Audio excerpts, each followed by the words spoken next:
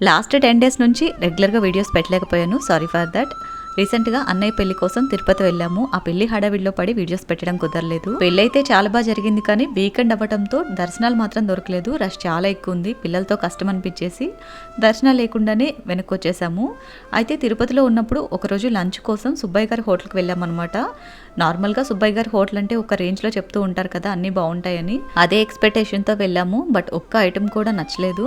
ఇలా చెప్పడం కరెక్టో కాదో తెలియదు, కానీ ఎందుకో మరి నిజంగానే ఒక్క ఐటెం కూడా బాగాలేదనిపించింది. బట్ వాళ్ళు ట్రీట్ చేసే విధానం మాత్రం చాలా బాగుంది. పిల్లలకి పెద్దవాళ్ళకి కొసరి తినిపిస్తున్నారు. కాకపోతే ఏంటంటే ఐటమ్స్ ఎక్కువ ఉండటం వల్ల మనం అది కొంచెం టేస్ట్ చేసే లోపే కడుపు నిండిపోతుంది. సో అమౌంట్ వేస్ట్ అయింది, ఖాళీ కడుపుతో వచ్చామే అనే బాధ అయితే ఉండదు. ఇక్కడ పెద్దవాళ్ళకేమో 299 ఛార్జ్ చేశారు అండ్ పిల్లలకేమో 199 ఛార్జ్ చేశారు. ఓకే, మిగతా బ్రాంచెస్లో ఏమైనా ఫుడ్ బాగుందేమో. నేను టేస్ట్ చేసిన ఈ తిరుపతి బ్రాంచ్లో అయితే అంత గొప్పగా అయితే లేదు. మీరు సుబ్బయ్య గారి హోటల్లో ఇంతకుముందు ఎప్పుడైనా భోజనం చేశారా లేదా, చేస్తే ఏ బ్రాంచ్లో చేశారు, ఫుడ్ ఎలా ఉంది అనేది తప్పకుండా కామెంట్ చేయండి. అండ్ రెసిపీ వీడియోస్ ఇంకా రెగ్యులర్గా వస్తాయి, తప్పకుండా వాచ్ చేయండి. Thank you for watching.